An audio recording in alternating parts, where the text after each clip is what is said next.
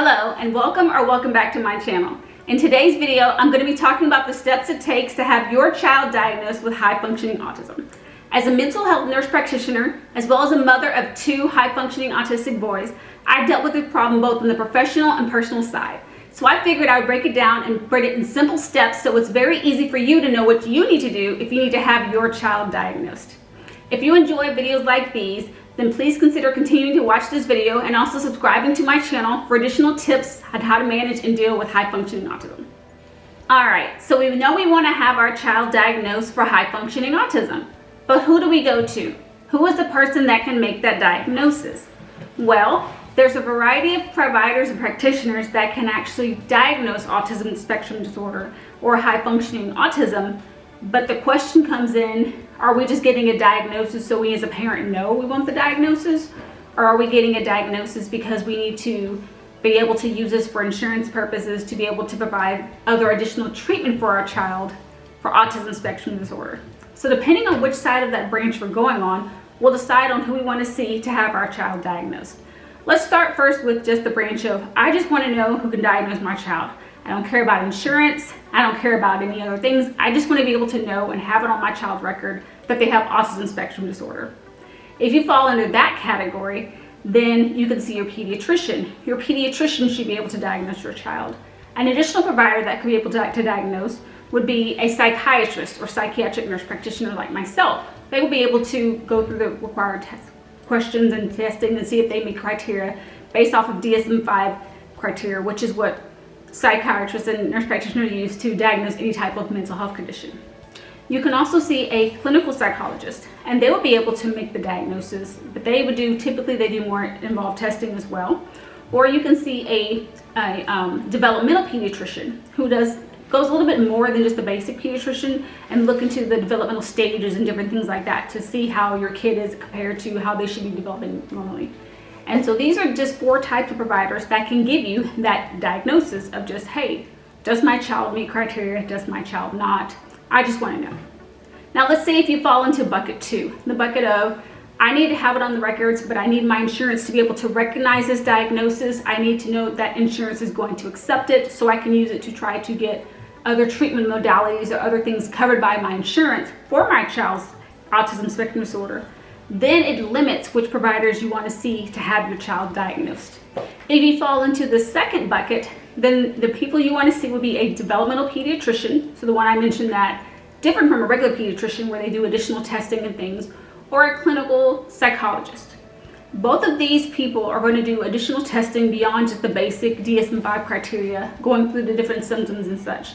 They do much more extensive testing. Typically it's a whole day or 2 days worth of testing, where they do a lot of things with your child to see, and specific autism spectrum disorder testing to see, so they have not only subjective information from parent report, things we're saying, or reports from teachers or people or friends or family, but they also have the additional information of objective testing that they did by doing tests with your child, taking them through various activities and things of that nature, so they are able to provide that diagnosis. Only those 2 people will insurance recognize at least in the state of Texas. So I will give that caveat, at least in the state of Texas. But in most places it's similar. So you might want to just check with your state to see if it's different there, or if there are some different rules or regulations in regards to having your child diagnosed. But typically if you go through that bucket 2 testing with the developmental pediatrician or the clinical psychologist, then you're good to go, because there's even a special way that they have to code information for ABA centers or for PT or OT or other treatment modalities to be able to file it under an autism heading and let that qualify to be paid for by their insurance. Alright, so now I know who I'm going to get my child diagnosed, but how do I start the process? What does it look like? What do I do? Well, it's actually fairly simple.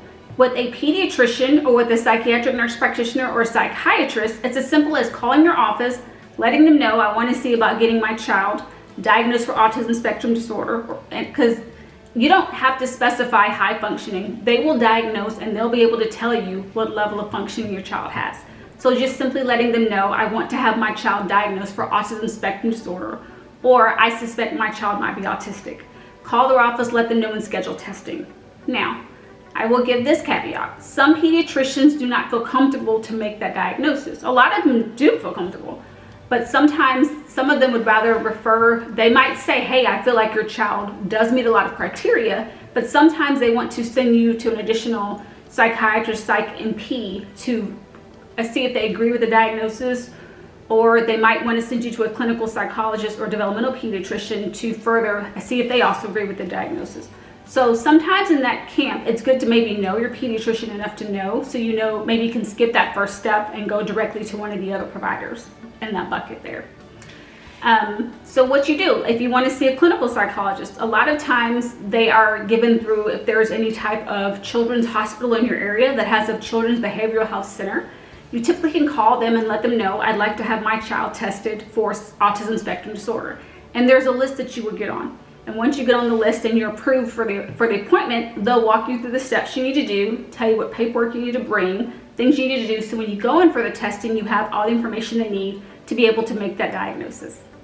If you don't want to go through a children's hospital, because sometimes their wait list can be ridiculous, then the other option is to do like a private center. So there are certain private centers around that might do autism testing. And the way to find that out is a simple Google search. Just type in clinical psychologist or who in my area tests for autism spectrum disorder. You can also contact your insurance company and get a list of providers in your area who test for autism spectrum disorder, and also go that route.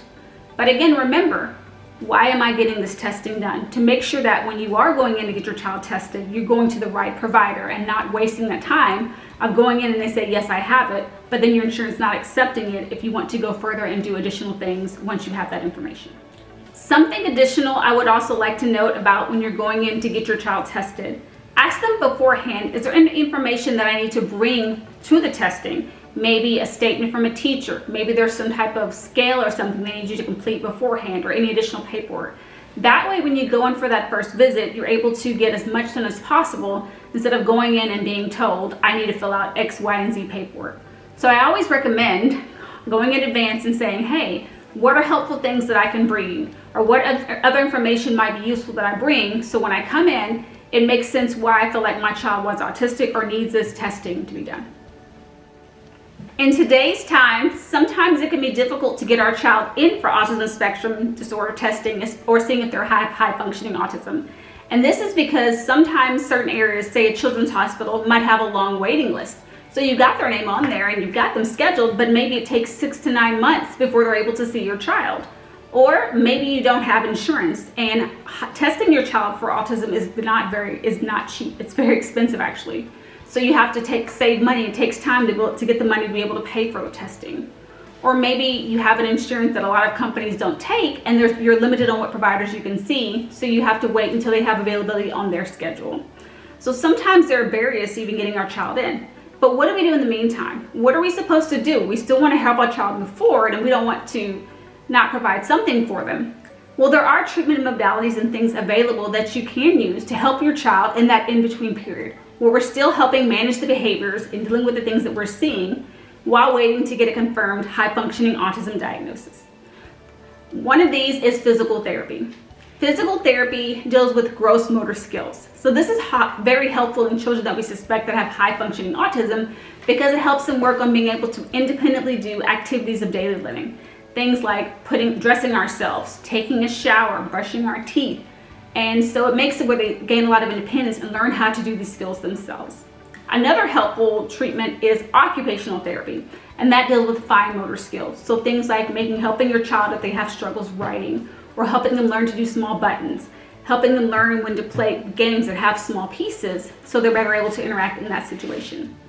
A lot of times inside of a physical therapy or occupational therapy office, they also offer another treatment which is extremely helpful, which is called social skills. And a lot of times in these social skills groups, it's just what it sounds like. It teaches your child how to deal in social situations and learn those necessary social skills. So a lot of times it's similar like age peers in the group, and it teaches them how to correctly have conversation, know how to wait their turn, know how to ask questions about things that are not of interest to them, know how to interact and play a game with other kids effectively or correctly, understand sarcasm. So those social skills groups are extremely helpful. Another treatment option available is speech therapy. Sometimes high-functioning autistic kids tend to have a stutter or struggle to get their words out. So speech therapy might be extremely helpful in that department. An additional treatment modality is music therapy. Just that, a lot of times music is helpful, music is relaxing, so having the musical therapy is a way to help the child learn to calm and center themselves. An additional therapy is something like even equine therapy. Kids in general with any type of mental health disorder, whether it be high functioning autism, anxiety, or depression, which we discussed in a previous video, are things that also can be seen in our high functioning autistic kids.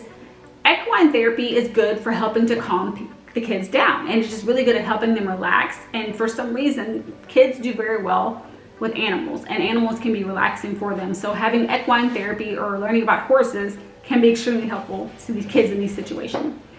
And another one, last but not least, which is very helpful, is just counseling. Whether it's individual counseling for your child or family counseling, so we can together learn how to talk and communicate. This is a very helpful tool to help them learn to identify those emotions, learn to talk about those emotions. Also, if you do family therapy, helping you learn as a family how we can manage the emotions or things that are happening and still grow as a family. Well, I hope this information has been helpful to you and you've learned some new things, and hopefully now the process is not so daunting and scary and you feel comfortable if you have a question or feel like your child might be autistic, that you have the necessary steps to now go out and get them diagnosed. If you do have any additional questions about this topic or any topic relating to high functioning autism, please comment down below and let me know what that is, and I will do my best, and I will make sure to get back to you and answer that question or provide a resource that can be helpful to help you find whatever answer you need. And as always, make sure to come back to my channel. I put out videos once a week on Sundays, and share this video with anybody who you feel it might be helpful to. All right, guys, have a great day. Bye.